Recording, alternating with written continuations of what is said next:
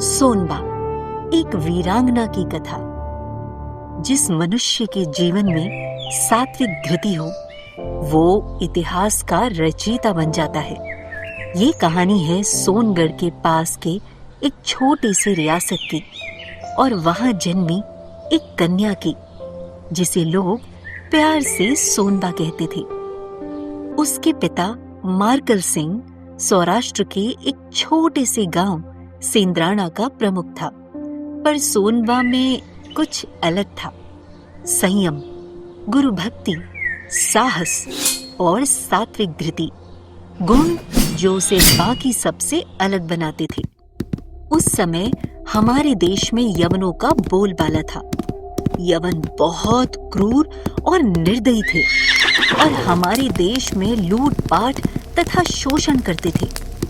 एक दिन एक क्रूर यवन सूबेदार अपने सैनिकों के साथ घोड़े पर सवार होकर सेंद्राणा के पास से गुजर रहा था। उसने देखा कि एक युवती कन्या घोड़े पर सवार जा रही है। उसने तेजी से अपना घोड़ा दौड़ाया और उस कन्या के सामने जाकर उसका रास्ता रोक लिया और कुटिलता से कहने लगा, वाह वाह, ये सुंदरी तो मेरी बेगम बनने योग्य है। इसे तो मैं अपने साथ महल में लेकर जाऊंगा। ए सुंदरी, ऐसे घने जंगल में अकेले किधर जा रही है?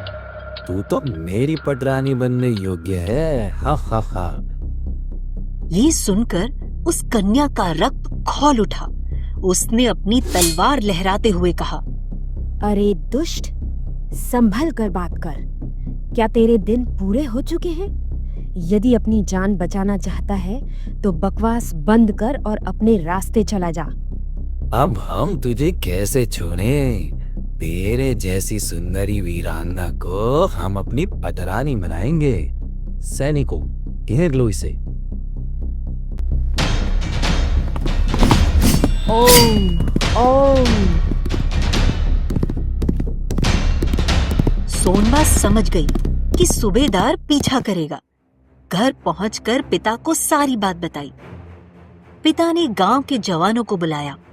क्षत्रिय की कन्या पर अत्याचार पूरे क्षत्रिय समाज का अपमान है। सूबेदार सेना लेकर आएगा, हमारे गांव को कुचलने की कोशिश करेगा। पर क्या कन्या की धर्म रक्षा करना हमारा कर्तव्य नहीं है?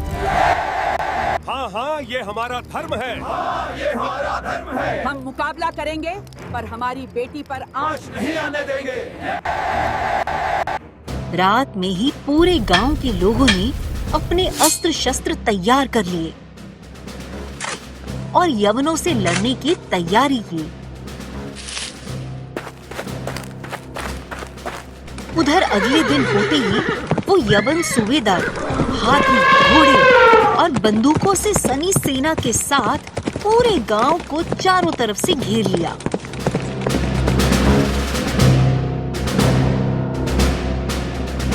पर गांव के सभी जवान बिल्कुल नहीं डरे और लड़ने के लिए आगे बढ़ गए और अपनी तलवार, भाले और लाठी से यवनों पर टूट पड़े।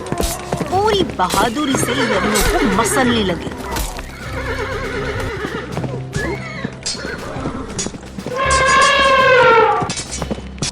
फिर यवन सेना अपनी बंदूकों से धड़ धड़ गोलियां चलाई, जिससे गांव के सैनिक शहीद होते चले गए।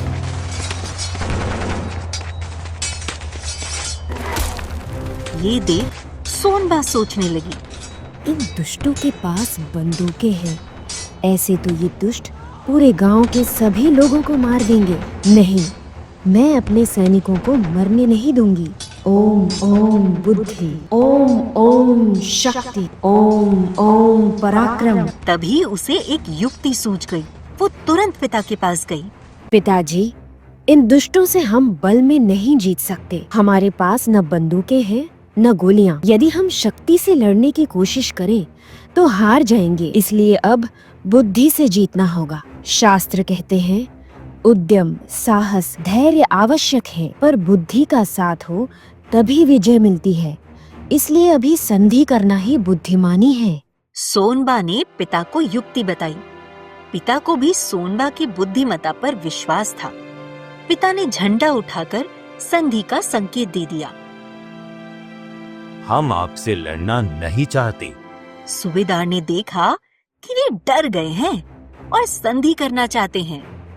मुझे तो बस वो सुंदरी चाहिए। बस इतनी सी बात के लिए तुम सेना लेकर युद्ध करने आ गए? अगर तुम पहले बता देते तो हम ऐसे ही रिश्ता कर देते, लेकिन अभी सिंह काल चल रहा है। सिंह काल में यदि विवाह करे तो कन्या विधवा हो जाती है।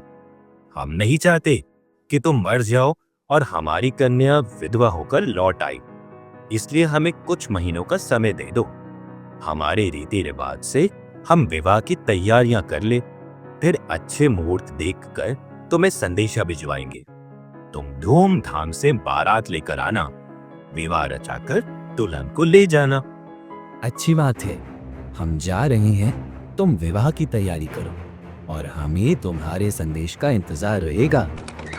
ये कहकर वो यवन सूबेदार मन के लड्डू खाते हुए अपनी सेना के साथ वहां से चला गया। फिर आगे क्या हुआ?